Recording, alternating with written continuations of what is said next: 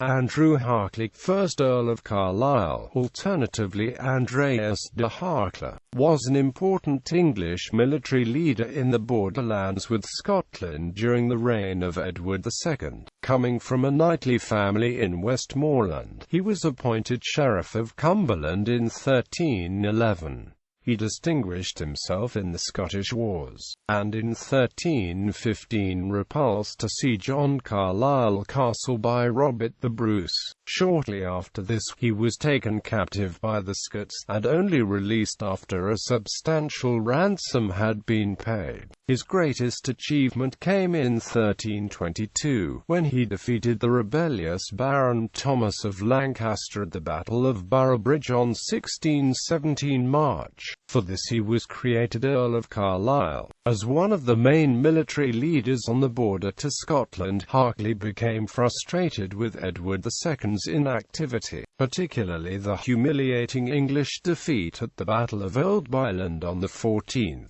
October 1322, which made it clear that the war could not be won. Harclay initiated negotiations with the Scots on his own accord, and on 3 January 1323, he signed a peace treaty with Robert the Bruce. The act was without royal sanction and amounted to treason. The king issued an arrest order for the earl, and on 25 February Harclay was taken into the king's custody. He was arraigned before royal justices on 3 March, denied a hearing, and executed the same day. He was hanged, drawn and quartered, and the various parts of his body displayed in different parts of the country. Only after 5 years was he allowed a proper burial, but the conviction for treason was never annulled.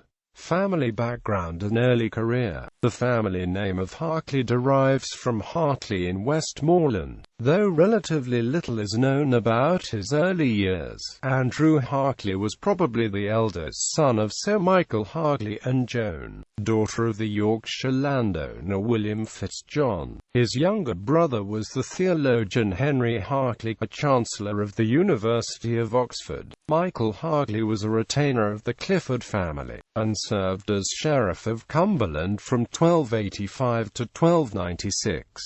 The first documented appearance of Andrew Harclay was at a Westmorland heir in 1292, at which point it must be assumed that he was at least 21 years old, and therefore born in the early 1270s.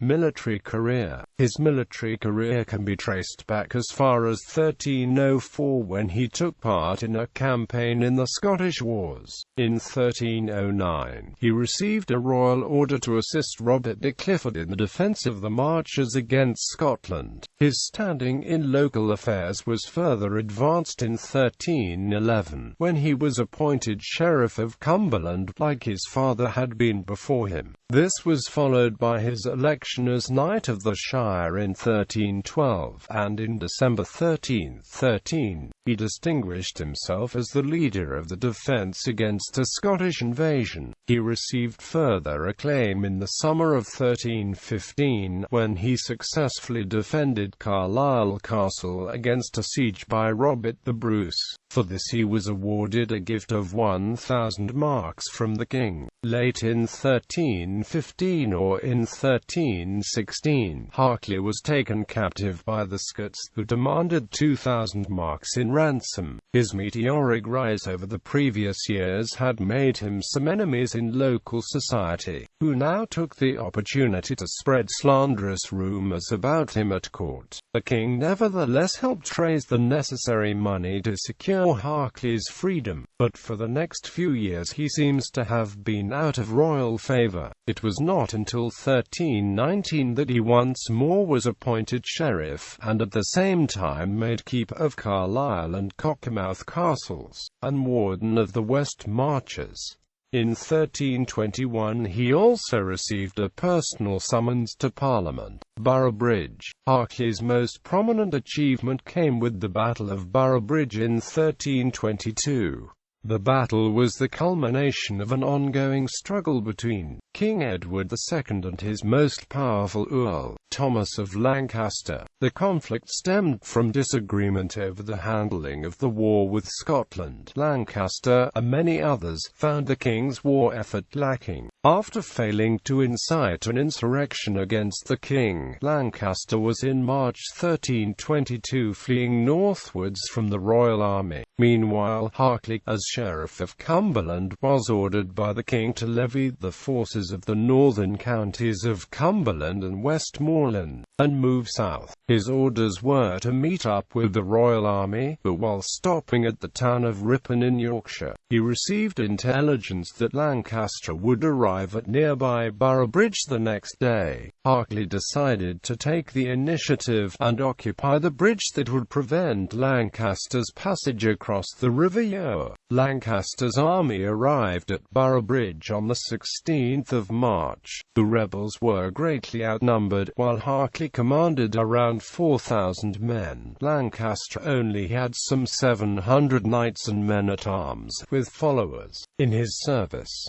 In addition to this, the Loyalist forces were highly trained and experienced from the Scottish wars. Harclay used tactics the English had learned from the Scots in these wars. The Lane Coast Chronicle describes how Harclay employed the Scottish schildtron, a compact formation of infantrymen with pikes as spears, highly effective against Lancaster's cavalry-heavy forces. According to the Brute, Lancaster tried to persuade Harclay to join his side in return for great rewards in land. Harclay had previously been a supporter of Lancaster, possibly also the Earl's retainer, in 1318. A general royal pardon for Lancaster and his adherents contained Harclay's name. On this occasion, however, Harclay decided to remain loyal to the king, and turned down the Earl's offer.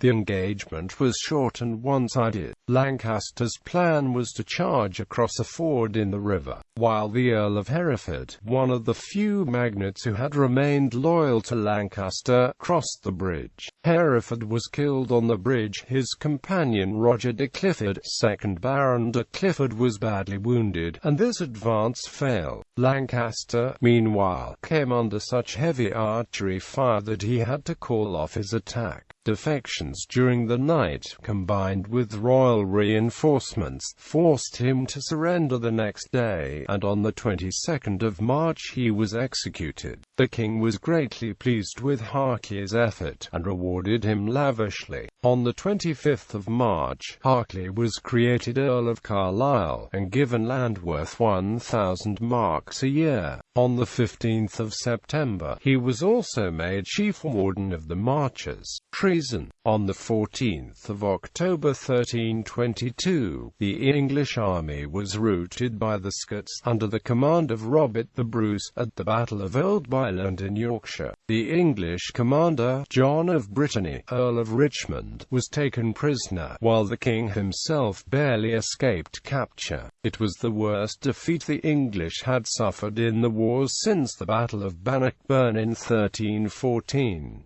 Harclay had received a summons to join the royal army, but had not been able to bring his troops south in time to come to the king's rescue. The event convinced him that the war against Scotland could not be won under the leadership of the present king. Instead, he entered into direct negotiations with the Scots without the king's sanction. On the 3rd of January 1323, he signed a peace treaty with Robert the Bruce at Lochmaben. The treaty recognized Scotland as an independent kingdom. It stipulated that Robert was to pay 40,000 marks to the English, and that Edward should be allowed to choose a wife from his own family for Robert's heir. Implied in the text, however, was an alliance between Robert and Harclay to use force against Edward, if necessary, to implement the terms of the treaty.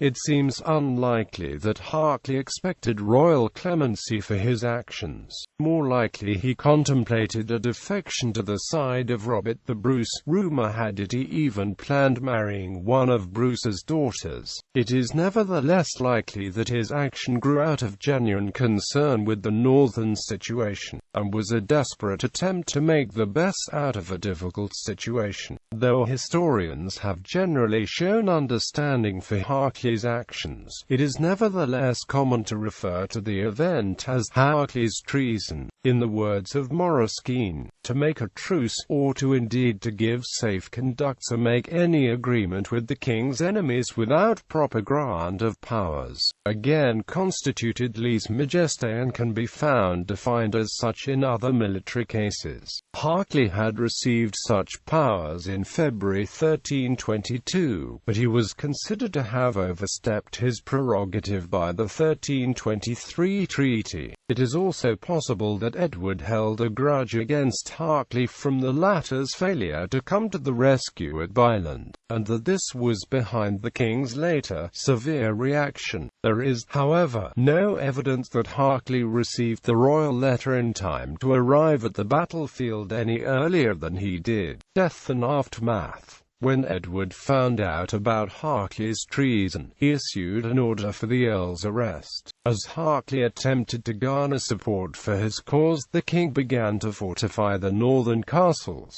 The stalemate lasted until the 25th of February, when Sir Anthony Lucy arrested the Earl at Carlisle Castle. Lucy, who acted with only a small force, was clearly trusted by Harclay, so the arrest must have been conducted as a surprise maneuver. The enmity between Lucy and Harclay could stem from a dispute over the honour of Pap Castle. In 1322, Harclay had also briefly disseised Lucy of his lands after the 1322 rebellion, even though Lucy had taken no part in that event. On the 3rd of March, Harclay was arraigned before a royal justice in Carlisle, but was denied a proper hearing. He was brought forward apparelled in his robes of estate as a knight and earl. His spurs of knighthood were hewed off, and his sword was broken over his head. He was stripped of his robes, and proclaimed to be no knight, but a knave. He was then convicted as a traitor, and condemned to be hanged, drawn and quartered. He behaved with dignity at his execution, where he maintained that he had acted as he did out of concern for the best interest of the country. After his death, his head was taken to the king at Knaresborough in Yorkshire, before it was hung up on London Bridge. The 4 parts of his body were dispersed around the country, and displayed in Carlisle, Newcastle, Bristol, and Dover. Harclay's head was on display in London for 5 years before it was taken down. His sister petitioned the king to return the various parts of the body for a Christian burial, and in 1328 her request was granted. Further clemencies were not awarded. In the reign of Edward III, Harclay's nephew Henry petitioned to have the charge of treason annulled, but the petition was ignored. As for the peace treaty, the wisdom of Harclay's policy was vindicated after his death. Edward II's inability to win the war against the Scots, combined with his refusal to give up his claim on the Scottish crown, proved untenable in the end. Furthermore, it was Harclay's military skills and well-organized forces that gave what little protection the northern borders had over the previous years. Less than 3 months after Harclay's execution, Edward agreed on a 13-year truce with Scotland.